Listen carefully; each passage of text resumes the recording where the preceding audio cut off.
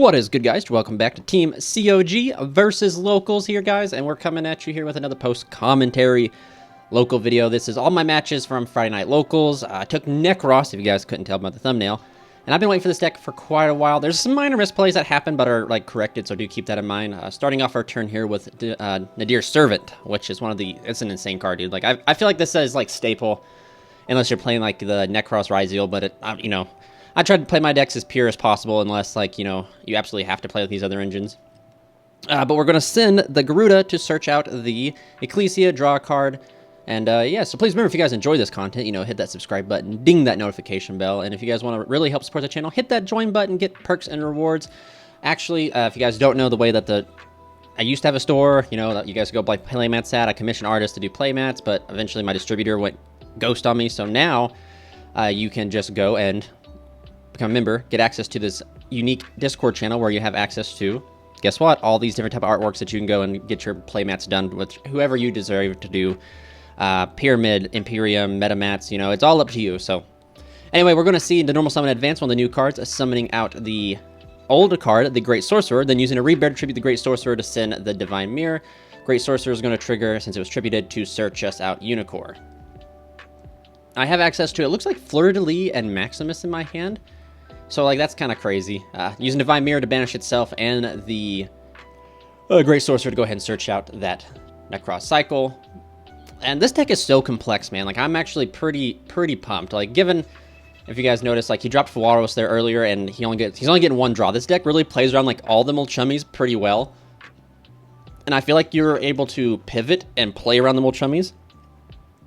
So I go and activate Cycle to attempt to Reborn from the graveyard, not the Rebear to get that monster negate ready, and then triggering advances once per duel effect to go ahead and get back the two cards. It's not a big advance, but I mean, it'll do, right? It'll do. So I activate the Maximus here to summon from the hand, to go ahead and place it down, and then I go and activate the effect to send two. So I send the Herald of the Arclight again, not again, and Titanic Cloud. So I must not have, I definitely don't have Fleur-de-Lis in my hand. I thought I had Maximus and Fleur-de-Lis, but I just had Maximus. So I have the Ecclesia. So that means in phase, I'm going to get the add of the Fleur-de-Lis. Herald's going to trigger to go ahead and grab us the Kaleidoscope. And I can use Kaleidoscope right now to go ahead and summon out, you guessed it, YuGiOh, which is a walking floodgate for the extra deck, which I really wanted to see how this card would do in the modern meta. Arguably, you could say, Mitsurugi would be the worst matchup, right? Using Herald here to get one more search for a ritual, monster ritual spell. But I was just what I wanted to see. I want to see against Maliss, against YuGiOh, let's see, how good is just one YuGiOh? So essentially YuGiOh by itself is not going to do well. Essentially YuGiOh, you're going to want to have a protection, right? So I special out the Amelia to go ahead and search for a Necroz ritual spell, ritual monster. I grab Brio, pitch Brio to go ahead and search out the Clauselus. Not the Clauselus, the, oh man, we still go ahead and search out, okay, we search out Shuret, alright. Looks like we have Divine Mirror and Metaltron in hand too, so we're going to go ahead and use we have two Divine Mirrors, tributing out the Shuret to go ahead and summon out Metaltron, triggering, the Shuret that was tributed to go ahead and search out a Warrior Necros, which will be Trishula. So this is kind of a decent setup. I should have pivoted here, because once I saw, Link Spider and the cards he sent, I mean, Magnamut in the end phase is going to be activated, and we're going to activate our Rebear, I think, to keep him off that, to go ahead and tribute the Great Sorcerer to stop the Magnamut, negate, and banish. So I think he sent SP and Link Spider. In phase, Fleur-de-Lis getting added to hand due to Titanic Clad. And maybe, I don't know, maybe hindsight, maybe I should have not gone for Metaltron, but it's arguably one of the better cards to go for. You don't want to banish any of the names here. So he ends up summoning out the Dormouse through Gold Sark. He attempts to go Dormouse effect. I attempt to negate it, and he hard opened the Malice and Mirror, so I'm kind of thinking here, I'm like, ooh, do I just go ahead and use Trish here? And I really contemplate this, and I think I let it go through. But I'm like, well, what if he has a normal summon? I'm like, ooh, yep, so I let it go through. And I should, now hindsight, knowing what I know, I should have read, that's why me reading it right now, I kind of thought it was just like an imperm, as long as you controlled a Malice monster or something like that. I didn't know it banished. So, I was like, wow, so we got to banish two names off of one card, kind of, in a way, right? So, the Dormouse Resolve, so I should have Trished this, I feel like. But I was kind of concerned about maybe something. I mean, hindsight, I shouldn't have been concerned. I should know, you cannot imperm my YuGiOh. So, hindsight's always 50-50, you know what I mean? So, definitely, correct play was Trish in this Malice in the Mirror to protecting my Unicorn, but instead I don't do it. He summons out Nekroz, and he's able to summon out Backup Secretary, but it looked like even then he would have had a normal summon, but the normal summon would have been checked, or at least this Rebear could have checked this Backup Secretary here. So he's just clarifying Unicorn negates extra deck effects, and I'm like, yep, absolutely. So he goes ahead and makes Links 3 into Cryptor. So now I'm put in a predicament. I'm like, oh man, so like, Trishula and Metaltron do not go too well against this deck, in the sense of like they allow you to banish these cards. And if, correct me if I'm wrong, guys, but like if I banish, if I go Metaltron effect to banish the Cryptor, Cryptor then triggers, reborning bringing itself back. It's no longer from the extra deck, which means he's able to like do more. And the same thing goes for like Trishula. Like Trishula, same way, right? If I were to Trish here, I would banish the Cryptor and it would come right back. So that's the issue that I'm in right now. So he pretty much just goes right into Cryptor to go battle phase on over the Unicorn, which I'm like, well, that does it. So right here, I decide to go ahead and use Metaltron to go ahead and banish the Nekroz. So that means he has to have another body to commit, and I'm trying to look, he has no cards in hand to like commit another body, so he's gonna go ahead and banish. Activate the trap card to banish and summon out the Chessie Cat, it looks like. Yep, he's calculating, he's doing his math.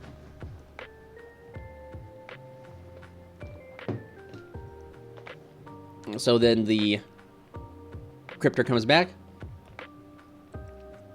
And then Cryptor comes back, he whacks over the Unicorn, and then he decides to use, I think, Chessie to attack over the Amelia.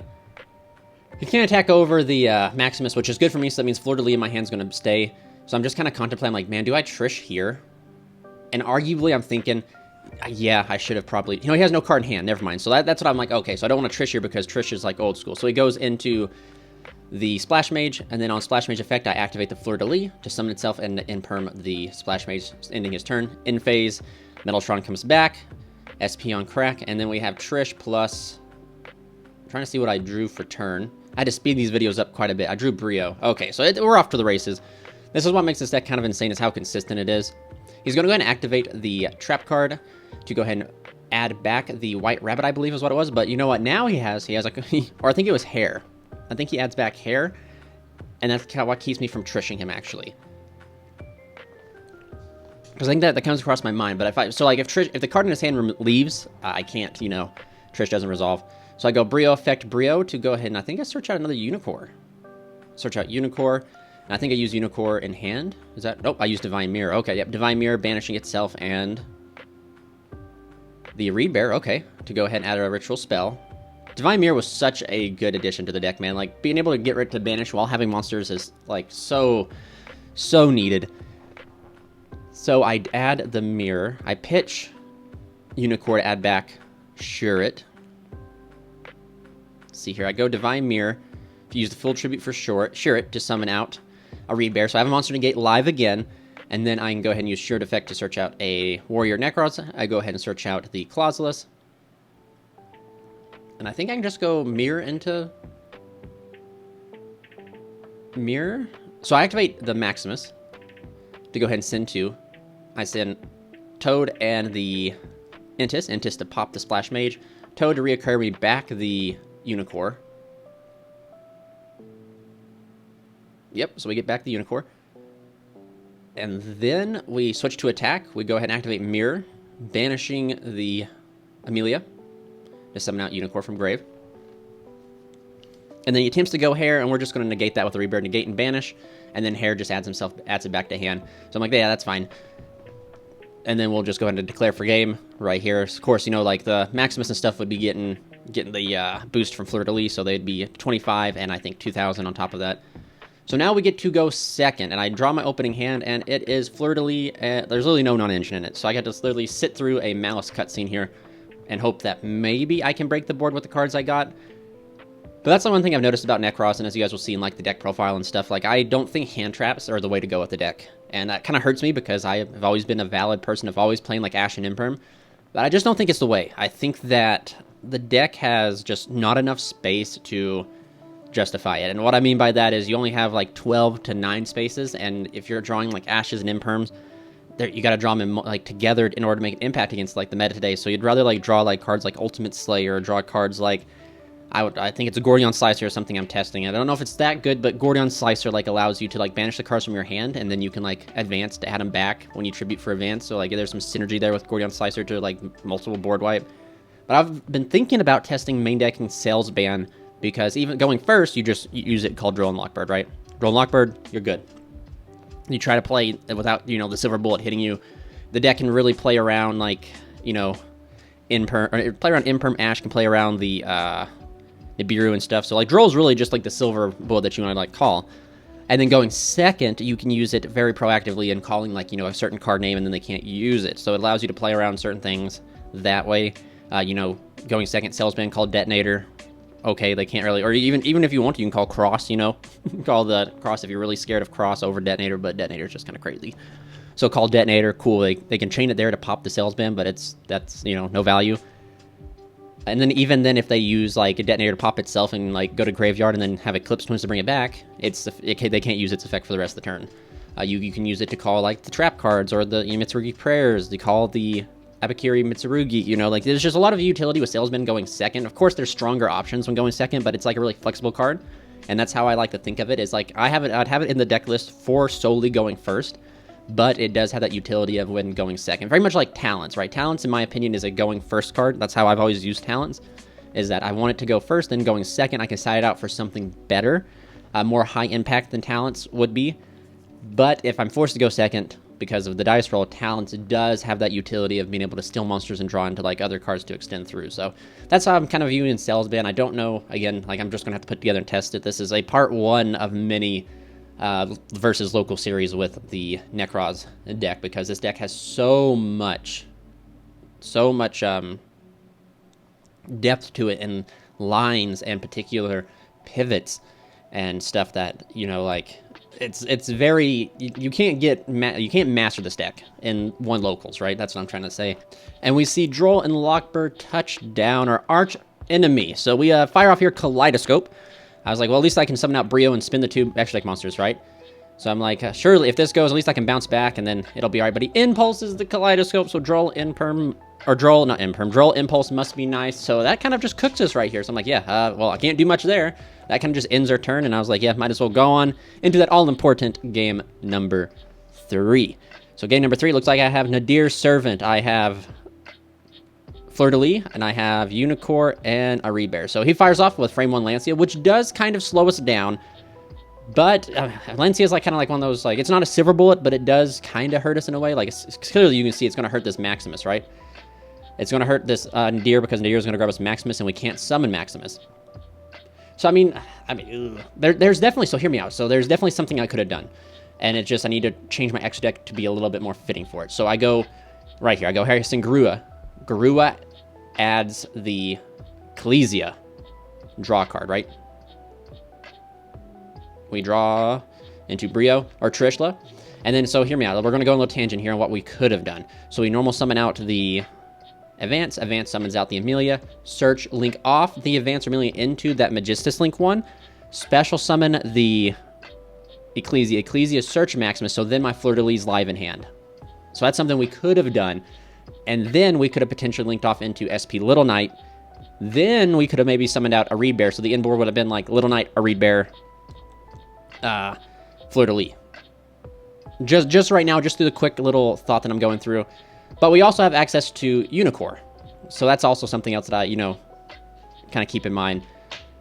So maybe it would not have been smart to do that. Maybe you leave the Magistus up there, you know what I mean? So that way your Fleur-de-Lis live, that way you can use it. Even though it's negated by Unicorn, you'd leave it up there just so it's live. That way when you Fleur-de-Lis live to be able to use during their turn proactively without them having to go into an extra deck, you know? That's what I'm saying. But yeah, so anyway, we're going on here into pitching the Clauseless to search out our ritual spell in the form of Nekroz Mirror. Nekroz Mirror. All these Nekroz spells are so old, but like they're kind of fair in a way, right? Almost all of them require you to use the exact level needed, and then all the monsters like say that you can't use the same level of monster, right? So like Trishula, you can't use a level 9 monster ritual summon. You have to use 2 monsters. And that's why they got cards like Shuret, Advance, and Amelia. So I end up summoning out a Rebear to pass turn here. He ends up going in perm onto the Unicorn. I just say, no, sir, Trishla. And then see, like, right here, the Maximus and the Fleurs are dead in my hand. So, like, I should have, you know, I should have definitely done that route, especially if what I was going for here, it would have been a better inboard than what I got. Because Amelia is just hanging out there, right? So I should have just linked off the Amelia into that. So maybe that might be in my extra deck here. We'll actually talk about that in the deck profile, because I think your extra deck's pretty free. You have tons of space. I definitely think that you do have, you know, some space for it. So it doesn't come up a lot, but I feel like since I am opting to play the Ecclesia and stuff like that, that it does come up a little bit more often than not. I know in my testing and streaming online and stuff like that, it's in my profile on Omega, and that's because it has come up. That whole, you know, where you already open Maximus and you open a Maximus plus Nadir, you want to have something to search, and you don't want to search out Fleur de Lis, you want to search it during the end phase. So, like, I mean, it definitely does come up, and maybe, I know some builds opt not to play Ecclesia, but in my opinion, Ecclesia is just another good card to have, because sometimes you're forced to use the Maximus on your field as tribute, because, you know, luckily for us, Divine Mirror is not like the old Necros cards where it has to equal, it can exceed the ritual monsters needed for a ritual summon. So sometimes you have to use that Maximus on field, so then you use the Titanic Clad you dumped with Maximus to summon out Ecclesia. Ecclesia searches a Fleur de Lis, and then post siding, you know, you can easily side out the Ecclesia. But right now, what we're seeing here is exactly what YuGiOh is supposed to do. YuGiOh is causing my poor Maliss player here, Nick, to kind of spin his wheels. Right here, he should have just gone Battle Phase. So he used Dormouse. Dormouse is giving all the Maliss monsters a 600 boost, I believe. He should have just gone Battle Phase and whacked over YuGiOh, but instead, he's continuing to play into it. Like, he makes SP Little Knight here for almost no reason, it feels like. He didn't even need to, he could have attacked over, then made Little Knight. Outing the Arid Bear, outing everything. But the YuGiOh, this is what YuGiOh does, is it's pretty simple, right? It just says negate extra deck monsters effects, period. But it frazzles the opponent and sometimes causes them to spin their wheels, and that's what you want. That's exactly what you want. You want sometimes people to, like, play and use their resources and stuff like that to try and out this simple card, when literally right here it was just go Battle Phase. But I digress. He used Cryptor, attack into YuGiOh, and I was like, yep, I take the damage. And then he's thinking for a second, which kind of sucks, because during the siding process, I was looking at the clock. The clock is ticking, and it's like, oh, man. So anyway, he Cryptors, banishes the Arid Bear, attacks directly for the 26, I believe, or 29 from the White Binder, and I was like, oh, man. And my hand's, like, pretty decent. Like, especially when he attempts to just pass, I believe. Or no, he sets the trap card off of the White Binder, and I was like, yep, that works. Just making sure, just making sure. He goes Magnum effect to banish and summon out the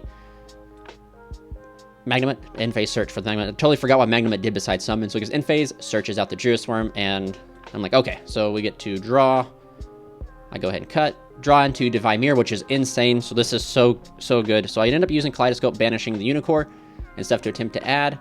He says it's Gucci, so we go ahead and search out Cycle. So this way I can potentially... there we go. I quickly look at the camera. I'm like, oh man, I don't have enough time. I activate Maximus, banishing the Garura to summon itself. And then I attempt to go Maximus effect. Or I go anything here. He attempts to go Cryptor. I chain Fleur de Lis. Fleur de Lis to check the Cryptor. And then I'll go ahead and activate the effect of the Maximus. Now here I kind of think, I'm like, do I... Herald goes, but it's like, do I send Intis? What do I do? What do I do? So I kind of have this moment here. I'm like, oh no. I don't know what I'm doing. Like, I don't know, like, what's the correct play. I was like, so I send Herald and Toad, and I was like, you know, I'll just send Toad to be safe to go and add back the advance. Herald to go ahead and search. I was like, I can out this board. He has a card. He has 2 cards in hand. I think one's known, right? So it's like, maybe I can Trisham. But, you know, a lot of these things are... This is why I hate the time rules, but I understand their necessity, is that the time rules put, like, good players in pinches. And sadly, man, time gets called around, and I just can't get to it. But also, guys...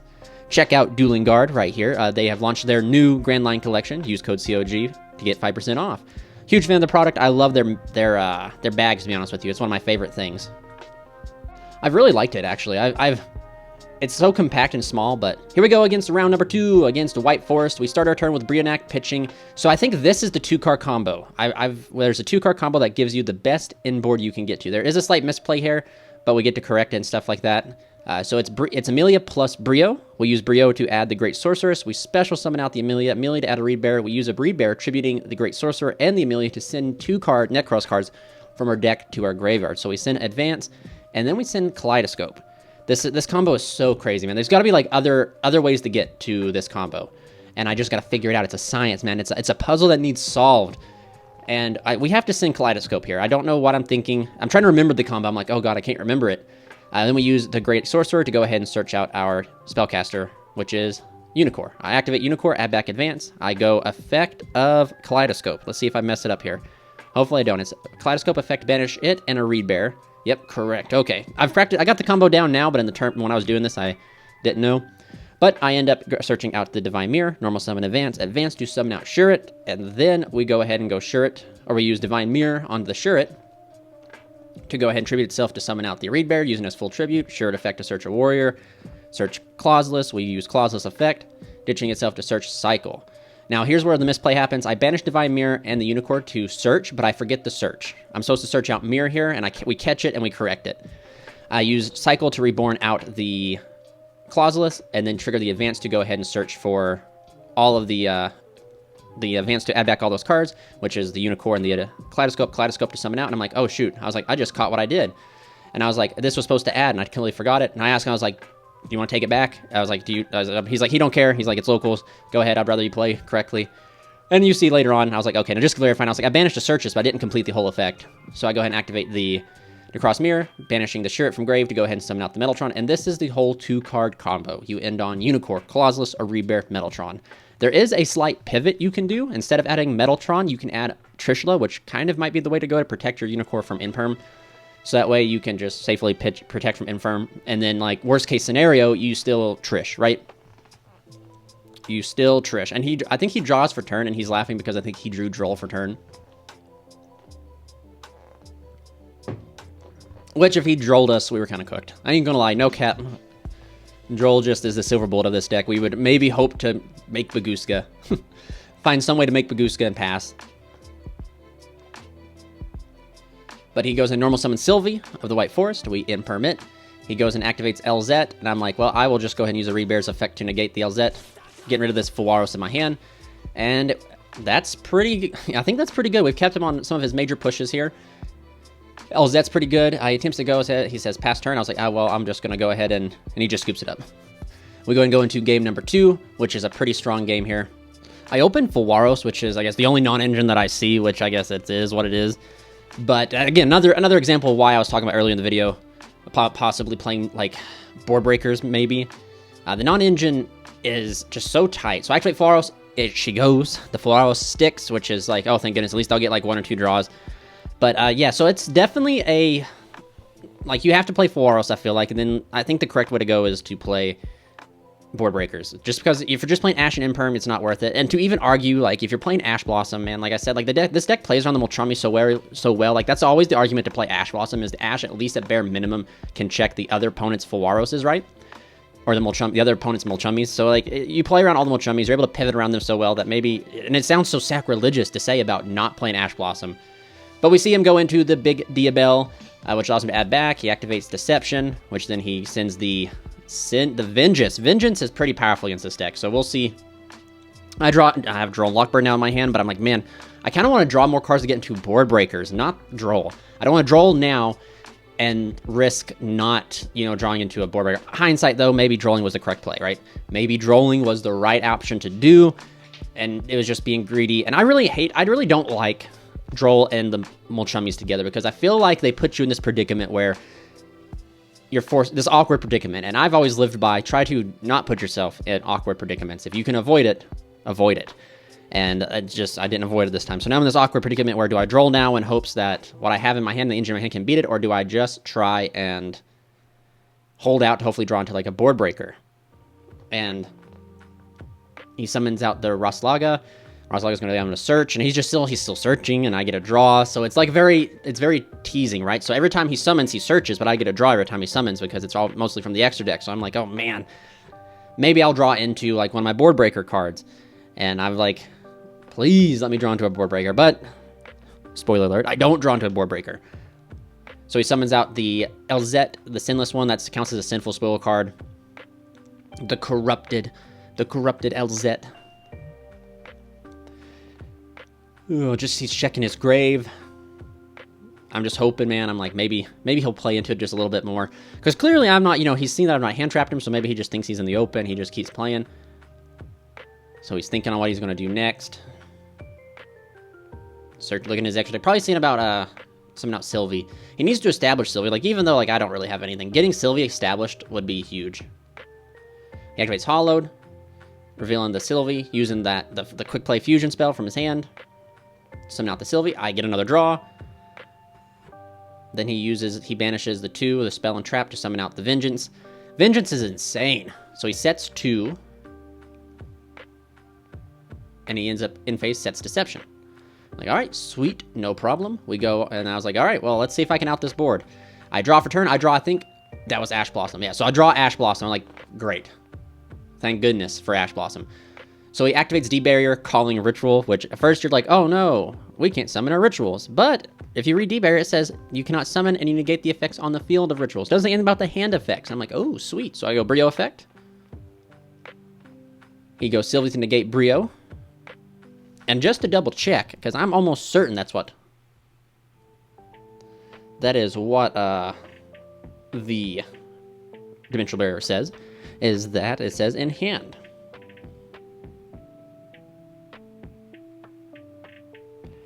Dimensional Barrier, right here, reading it. Declare the 1 types. Neither player can special in monsters of the declare type. Also negate the effects of all monsters of that type while they are on the field. Yep, so these ritual activations are legal.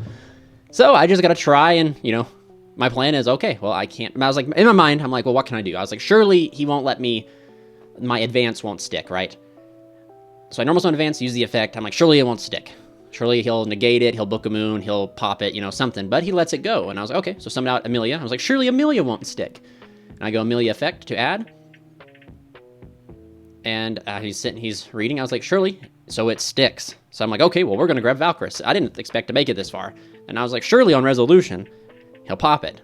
Or he'll book it. You know, something will happen. So essentially what I'm trying to set up is, you know, Divine Mirrors with set cards. So that way I can, you know, at least attempt to do something near his turn. Like, I'm not dead yet. But since he passes priority, I just make Baguska. I was like, Baguska? And he's like, he attempts to try and chain. I was like, you can't, because, like, Baguska just happens. So you would chain, and then everything would be switched, and then, you know, Baguska would not be popped. It'd be negated. And I was like, well, sweet, holy buckets, we made it here. So I was like, all right, well, we're in it, boys. We gotta survive. And I just called over one of our local judges. I was like, hey, I just want to clarify to make sure, because I don't want to cheat him. I was like, if I do this, can he pop? Because he would, obviously, he would pop the Baguska, so that way we correct the game state. I don't want to, like, mislead him. And our judge says the same thing, that, hey, no, yeah, once Baguska's summoned, like, it happens. So he flips over Deception, he uses Deception to search, and I think I just fire off. Or do I fire off Droll here? Or do I let him search? Or do I Ash it? Deception's pretty cool, man, when you sack off stuff like that. But the crazy thing is, Deception's, like, the impact of Deception is a lot less. Because he's got it going. I attempt to go Droll, he goes cross out the Droll, and I was like, dang, boy, hot dang, all right. So yeah, Droll and Ash, like, so normally, you know, you Ash Deception because it sounds fair, right? But since he's got the ball rolling, he's just going to be able to, he sacks off the Rasalega, he could just get back Hallowed. So anyway, he goes Hallowed Azamina to go ahead and fuse into Saint Azamina, which contacts fuses off my Baguska into the big ol' Azamina. And now I'm like, well, I just got to hope that my Valkyris in hand, and he does exactly what I think he's going to do. He tries to go the offensive to attack for game. I contemplate, I was like, do I Trish here maybe? No, he pops it. He uses the Vengeance to pop it. Summons out the Synchro. I'm like, okay, well, that kind of sucks. Maybe I should have Trished, but I'm like, well, anyway. Nothing on field is a negate. So when he declares direct attack, I will just go Valk by banishing the Advance, I believe is what I go for. No, I go for Brio. Banish the Brio. And in the battle phase. Now he's like, dang, okay. Anyway, main phase 2, he makes the big old Snake Dragon. But in my hand, I'm sitting pretty well. I'm not gonna lie. And the one thing cool is, like, yeah, he has these extra deck monsters out in the field, but I have access to, I can easily get access to Brionac. Or not Brio, I can get easy access to Unicorn. Brionac is also another way. So I banish 2 to search out Kaleidoscope. And I play, my account is a little bit low on the ritual spells, but it's because of being able to play Preparation of Rites. It just allows you to either, it's an additional copy of all the ritual spells because you use the writs to search out your Clauselus. And then, like, Preparation also adds back a used ritual spell from the graveyard. So I activate Kaleidoscope, sending the Herald the Arclight to go ahead and summon out. I was like, anything here? And he's like, nope. And I summon out Unicorn. Unicorn just happens, man. Very much like Bagooska, Unicorn comes out, and all those extra deck monsters right now are their effects are negated. Herald of the Arc-like to allow me to search. So he's just explaining. I was like, he was kind of explaining to me about something. I was like, oh, well, like the big guy, like I lose 200 attack or something, or 200 attack for every monster I activate or something like that. I was like, oh, well, like it's negated, sadly. Like, so my Unicorn's not going to lose any attack because Unicorn doesn't negate activated effects. It negates the whole effect. Herald to search out BLMM, and I was like, all right, I'm kind of off to the races here. So let's try and make a huge push here. So I go BLMM, pitch to search for the, what do I search for? Do I search for a Rebear? No, I search for Shirret. Okay. Search for Shirret. Go ahead and go Cycle Effect, tributing the Shirret to bring out Brionac. Shirret to search for a Warrior. Brio's going to be able to spend 2 of those. So I grab a Rebear, and then I go... Yep, just make sure there's no level restriction on Shirret. Trying to play this deck just because, like, I want to play this deck correctly, so I attempt to go Shirret to bounce back. He's a little confused. He goes, the Diabell Star protects from targeting and destruction, and I was like, this one? I was like, I don't think so. I think it's just from destruction. I was like, let me read it real quick. And I read it, and it is just from destruction. So I'm like, sweet, yeah, so those 2 cards do get sent back. I was like, yeah, but it just says from destruction.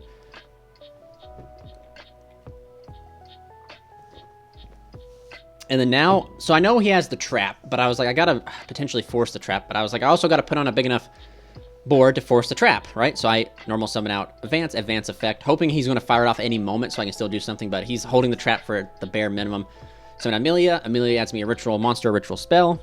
So I add the mirror. Just explain to him what they do. I think he was asking which ones are new ones, and I was like, oh yeah, so these 2 are new. I go Divine Mirror, tributing off the advance to summon out Trish. I go Chainlink 1 Trish, Chainlink 2 advance, Trish to banish 1 from field and hand, and then advance will add me all those cards that are banished back. And I was like, we'll banish the... And I was like, dang, I kind of have to go for... I need to go for the back row. So I was like, banish the big guy, banish the card from your hand, and banish the Vengeance. So then I divine... Oh, see, I'm thinking, I'm like, okay, so I now can go Divine Mirror. So Divine Mirror is interesting. It says during the main phase. This card should not have said that. This card, it would have been okay if it didn't. But anyway, we summon out Divine Mirror. We use Divine Mirror to summon out Rebear, excuse me. And then I was like, all right, well, this is pretty big. I think we just go battle phase. Trish to declare, and then he uses the Azamina trap card, which bounces all those up. And I was like, yo, what? Azamina Epis? I don't know how to pronounce that, but yeah, it just bounces everything. I was like, darn, okay, yeah. Everything gets bounced. I'm like, that stinks. So I banished Divine Mirror and the Clauseless to go ahead and search for another Divine Mirror. So I was like, well, I'll just set up what I got. So I set Divine Mirror, and essentially sadly have to pass turn after that. So during the end phase, Sylvie activates to shuffle back the Diabell Star of the White Forest. Sylvie comes back, and then he... See, I think during this game I lost track a lot of the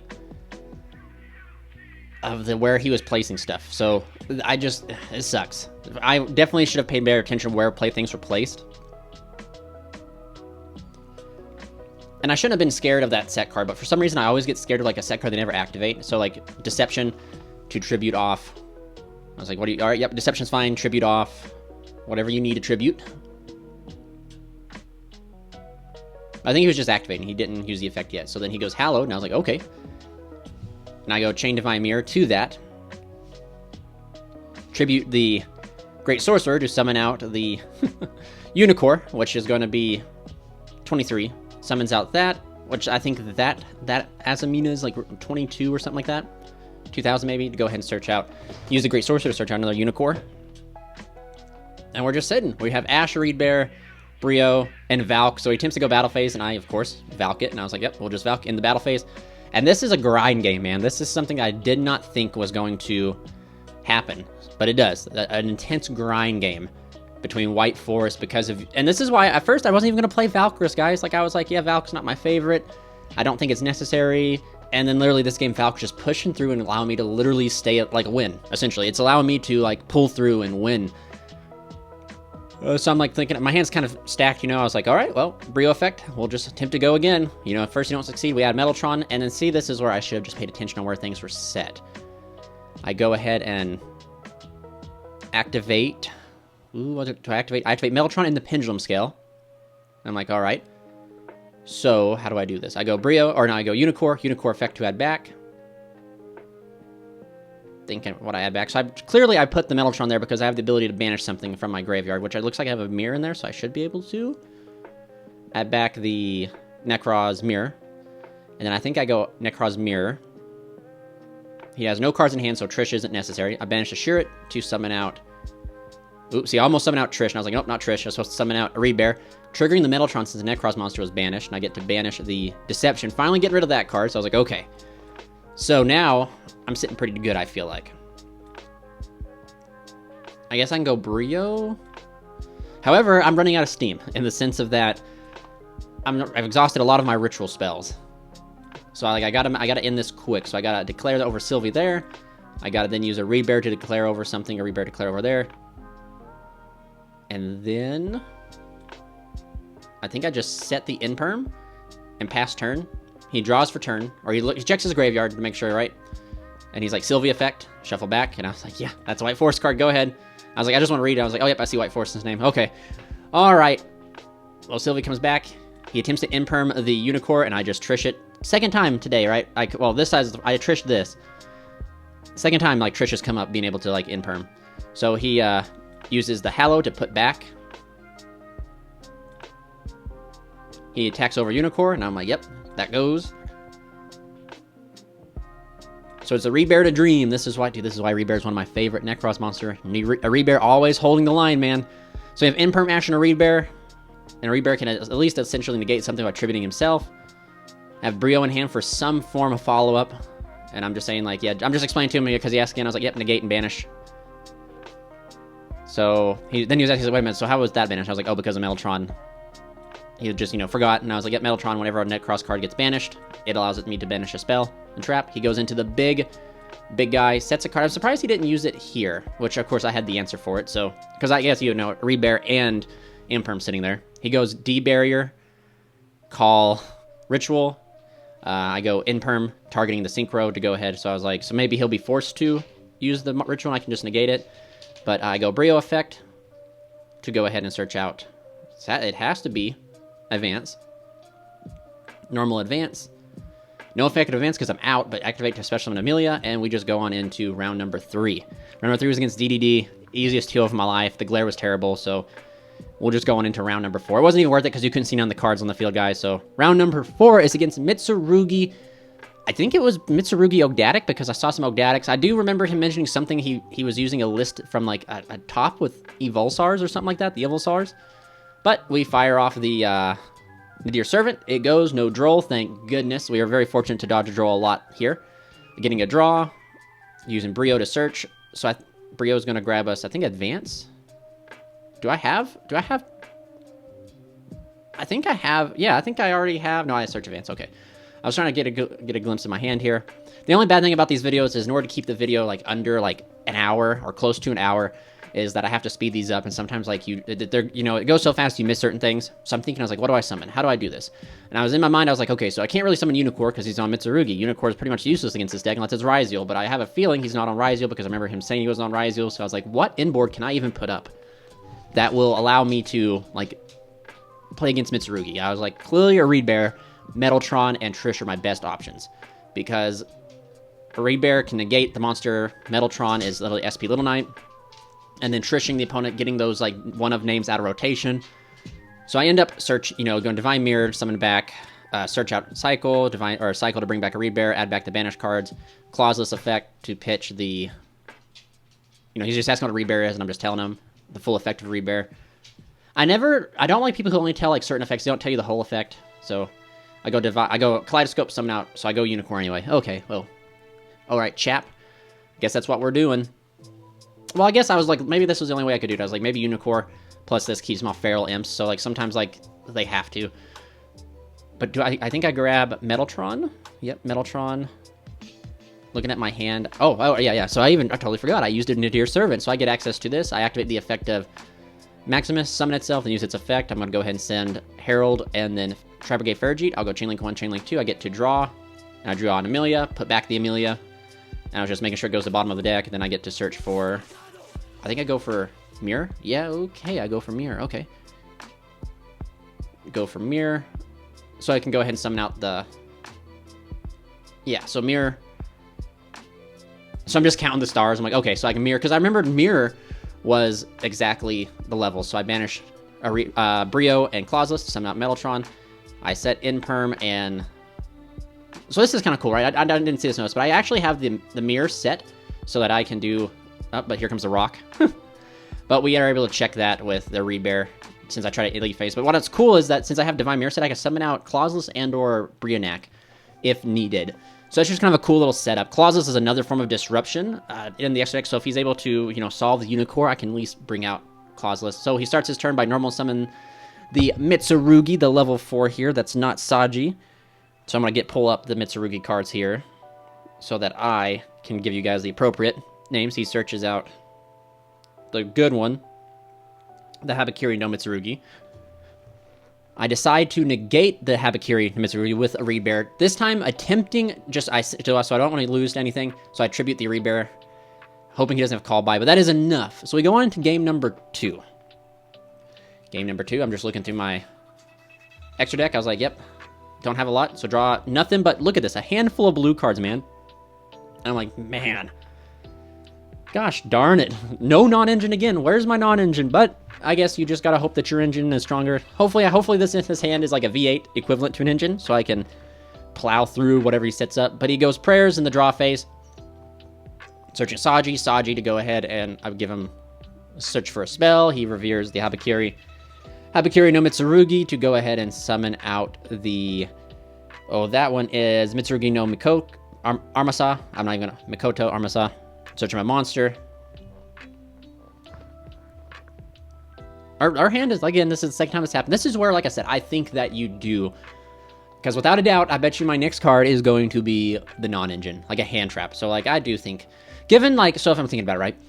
If I wanted to play Ultimate Slayer in the main deck, Ultimate Slayer does nothing against Mitsurugi this variant, right? Because they don't really go in the X deck. They end on everything. You can't Ultimate Slayer a ritual.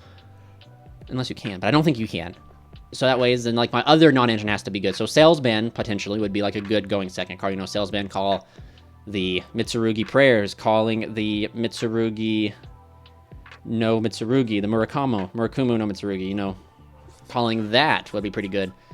And so like it's definitely gonna be worse. The profile I'm gonna show you guys is gonna be what I took to this locals, but then we're gonna work on it. So we see Mitsurugi Ritual summoning out the Habakiri, and then we're gonna see the normal summon. I think that was the normal summon of Kusanagi to add back. We overlay for the Photon Lord. We have the Murakamo out as well. Okay. So what I was like, all right, so we see Link 2 into Fiendsmith. Oh my god, I hate this. The Fiendsmith stuff is so ridiculous, man.